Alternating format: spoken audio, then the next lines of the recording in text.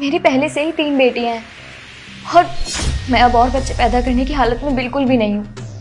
लेकिन ये है कि मान ही नहीं रहे। इनका कहना है कि जब तक लड़का पैदा नहीं होगा तब तक ये बच्चे पैदा करते रहेंगे। अब आप ही इन्हें समझाइए मैम प्लीज़। मैं इसी वजह से इनको यहाँ लेकर आई हूँ ताकि आप इन्हें समझा सकें कि मैं अब इस हालत में नहीं हूँ कि और बच्चे पैदा करती रहूँ। कमीनी कहेंगी, तूने तो मुझसे ये बोला था कि तेरे पेट में दर्द हो रहा है, इसलिए मैं तेरे को यहाँ पे लेके आया और यहाँ पर आके तू ये ड्रामा कर रही है। हाँ किया मैंने ऐसा, मजबूरी थी मेरी आपको यहाँ पर लेकर आना। अरे आप ही बताइए ना, अगर मैं ऐसा नहीं करती तो क्या करती मैं?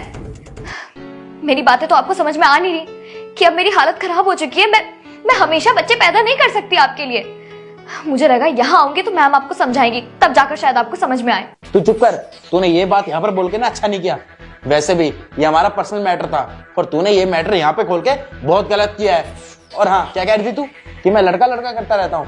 हाँ, मैं लड़का लड़का करता रहूंगा जब तक तू लड़का पैदा नहीं करेगी ना, जब तक मैं बच्चा पैदा करता रहूंगा। और वैसे भी ना ये सारी जो गलती है वो तेरी है, क्योंकि तू मेरे को लड़का पैदा करके नहीं दे पाई अभी तक। ये कैसी बातें कर रहे हैं आप? ये मेरे हाथ में नहीं है कि मैं लड़का पैदा करूं या लड़की। ये तो किस्मत का खेल होता है। मैम आप तो बहुत ही ज्यादा पढ़ी लिखी है ना, समझदार है, प्लीज इन्हें कुछ तो समझाइए। देखिए आप दोनों शांत हो जाइए, प्लीज लड़िए मत।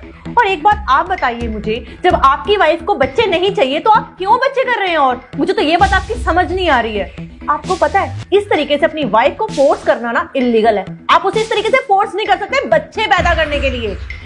देखिए डॉक्टर साहिबा, मैं आपकी ना बहुत ज्यादा इज्जत करता हूँ, तो आपके लिए बेहतर यही होगा कि आप हम दोनों के पर्सनल मैटर में ना ही पड़े। और हाँ, ये सारी गलती इसी की है क्योंकि ये लड़का पैदा नहीं कर पा रही है। मेरे को लड़का चाहिए और ये मेरी मर्जी है, मैं जितने चाहूं उतने बच्चे पैदा करवाऊंगा इससे। और इस चीज के लिए ना मुझे कोई रोक नहीं सकता है। और वैसे भी ना मेरे को कोई बच्चा पैदा करने का शौक नहीं है। ये बस मेरे को एक लड़का दे दे, उसके बाद मैं बच्चा पैदा करना बंद कर दूंगा। मिस्टर धर्मेंद्र, आपको समझ में क्यों नहीं आ रहा है? ये आपकी वाइफ के हाथ में नहीं है, बेटा हो या बेटी, ना ही ये आपके हाथ में है। ये सिर्फ किस्मत का खेल है। अरे आपको तो अपनी वाइफ को समझना चाहिए, उसे सपोर्ट करना चाहिए। और आप जिस तरीके से उसका बिहेव कर रहे हैं ना, उस तरीके से आप उसकी नजरों में गिर रहे हैं। तू क्या सुन रही है यहाँ पर? चल यहाँ से, घर चल। अरे सर एक मिनट आप मेरी बात तो सुनिए प्लीज। आप बैठिए, मैं आपको समझाती हूँ। बैठिए प्लीज।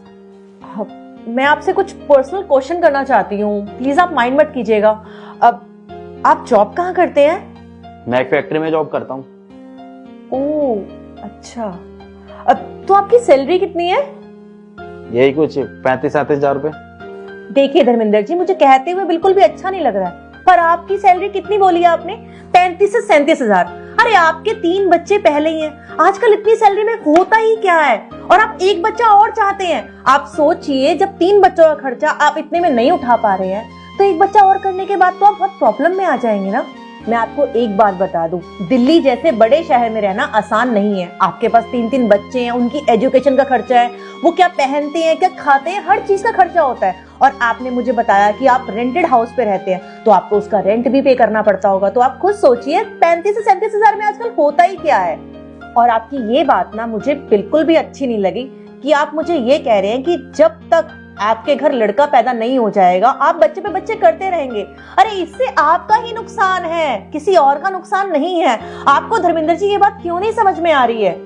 देखिए धर्मेंद्र जी, अभी आपको एजुकेशन देनी है अपने बच्चों को। जब वो बड़ी हो जाएंगे उसके बाद आपको इनकी शादियों का भी सोचना है। अभी बच्चे बहुत छोटे हैं, अभी तो उनकी एजुकेशन का ही खर्चा है। जब फ्यूचर में बच्चे बड़े हो जाएंगे तो उनकी शादी का भी खर्चा होगा, तो फिर वो सब आप कैसे मैनेज करेंगे? लेकिन डॉक्टर साहिबा, वंश को तो लड़का ही आगे बढ़ाएगा ना।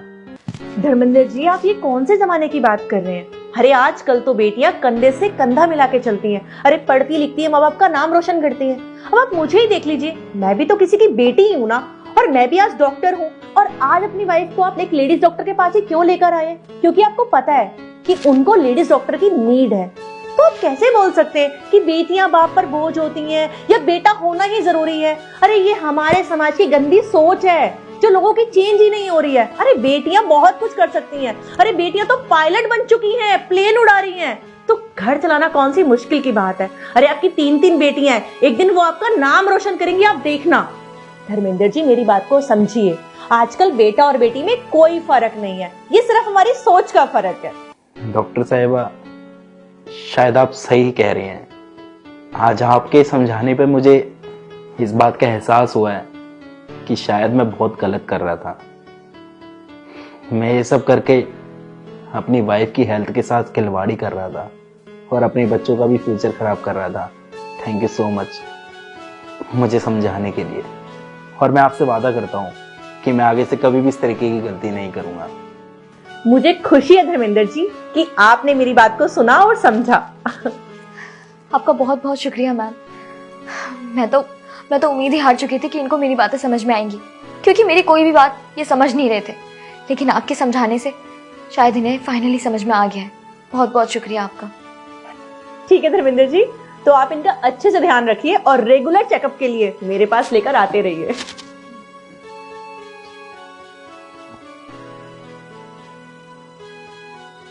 तो धर्मेंद्र जी को तो मेरी बात समझ में आ गई।